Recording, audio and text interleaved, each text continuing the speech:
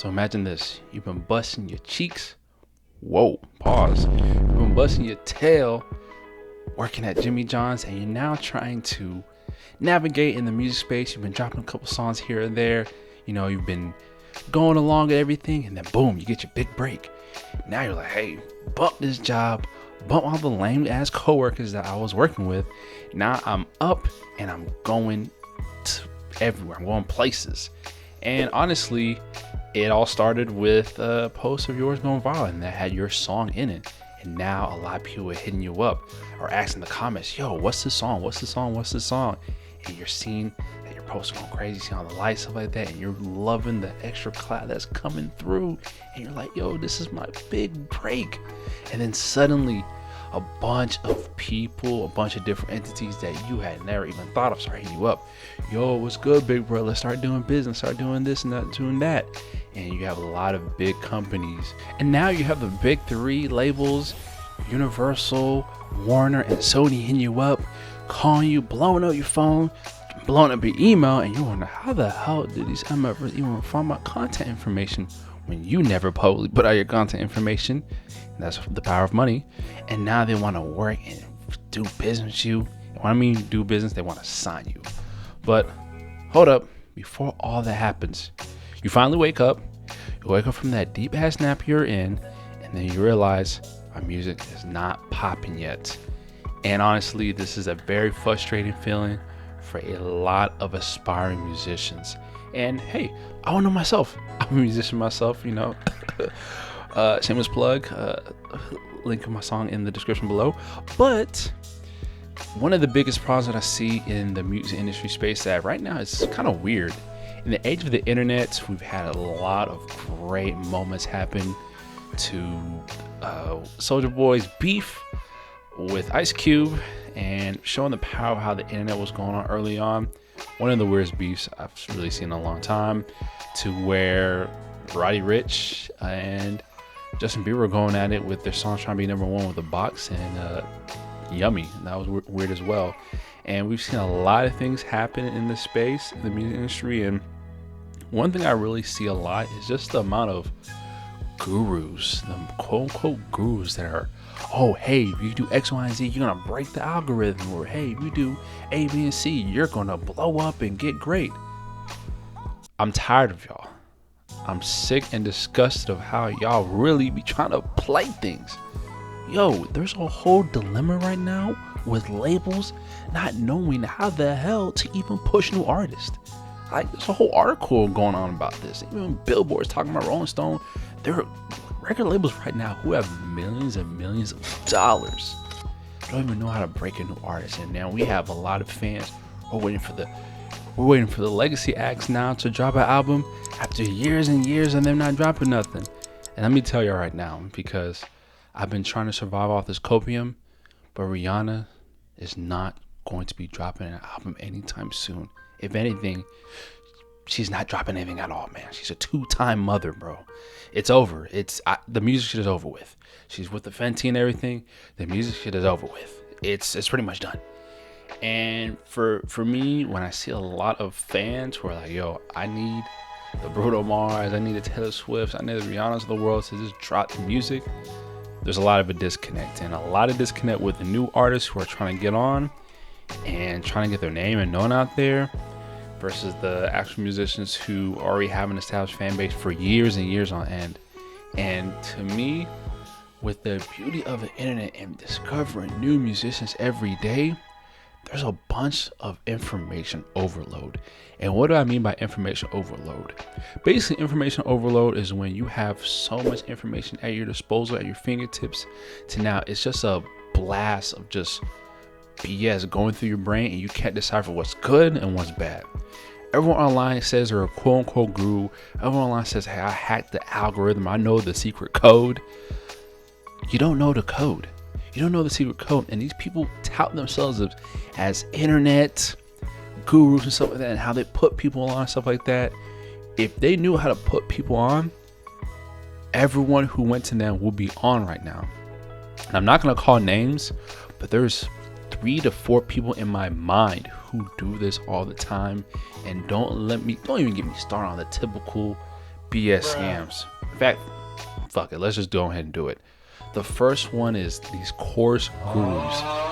You have got to stop this. These people who run courses that tell y'all, hey, if you buy my course, I'll show you the one-on-one method on how to get on the music industry.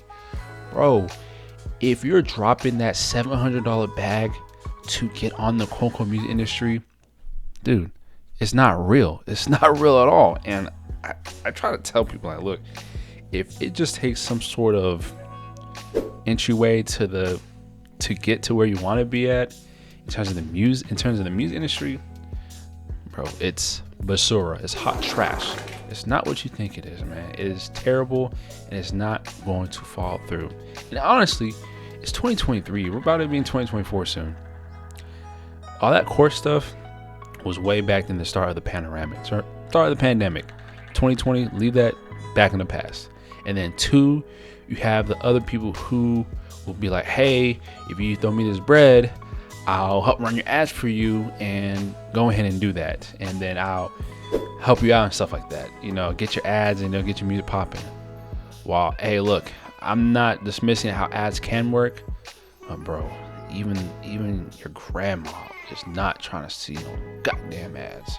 Look, people don't want to be force-fed that they're being shown an ad. People want to have the emotion to feel like, and get compelled to actually watch or listen to whatever you're dropping. That's the reality of it. And the thing is that people always keep talking about organic content. Yo, it's always a moving of the goalposts where people who claim they're gurus say, don't do this if it didn't work for you. Do that instead. Do this instead. And yes, in reality, you want people to love and cherish the music that you have, but there's so many people out there who claim that they know what they're doing, but in reality they don't. If labels have millions of dollars, don't know what the hell they're doing, what makes these people think that you know what the hell, like these gurus know what the hell they're doing? And when you get the actual chance and have the actual ability to now build a fan base, because everyone should know making music is not the hard part. It's starting with that initial fan base. Getting that initial fan base of people who support you no matter what, as hardcore fans, is the hardest part. After that, you can scale up. But the thing is that once you get to that stage, you're now up. And it's to a lot of people I've talked to who've made it in that music industry space, who were actually doing music full time. It's a beautiful feeling when they have actual fans able to help them make a living off their music. So let's go back to that dream I started in the beginning. You're now up, labels want to hit you up, and let's say you go sign Interscope. You sign the dotted line, and now 2 years later, you're now making posts, crying on Instagram, talking about, yo, my label doing me dirty, this and that, da-da-da-da. Look, I saw a stat somewhere where it said that all 2% of signed labels are only going to be able to make a profit. Look, for every Travis Scott we get, we're going to get a Trinidad James. For every Billie Eilish, we're going to get a Baby Goth. Look, I'm not saying, shout out to Trinidad James, but all I'm saying is that majority of artists that get signed do not recoup on whatever they got signed for. I got signed for $10 million. Bro, he's not getting out of that 360. I'm going to tell you right now. It's going to get dropped. And then when he does get dropped, that music is in perpetuity. Perpetuity. And what does that mean? It's forever, dog. It is forever. Look, we've seen all the horror stories and heard about these record labels, and we still have musicians still signing. And to me, it's still baffling where people would give the game like, bro, don't sign, don't do X, Y, and Z. Look, get your bread and dip. That's how I see it.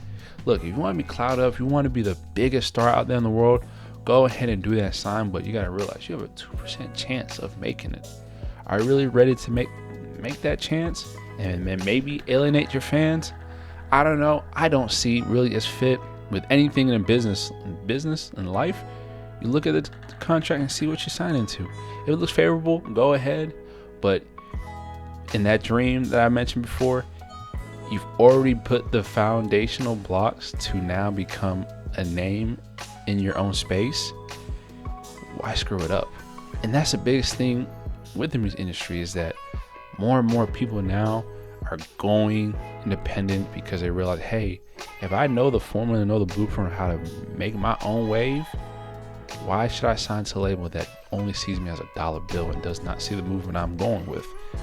That's why I try to tell people, is that in this music industry space, now more than ever, you don't have to be signed and that's your opportunity to get put on. Bro, this is not 1995.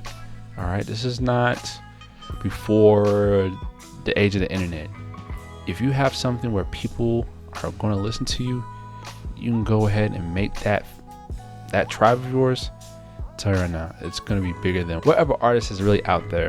And I'm trying to tell y'all, the independent artist like Russ is making more money than some of these signed artists. Not even some, majority of these signed artists. So don't fall in the hype, you know. But I really appreciate everyone that's really been watching the videos, trying to be more consistent with it. And if you like this, please give it a like, subscribe, and check out my song down below in the description. All right, y'all. Peace.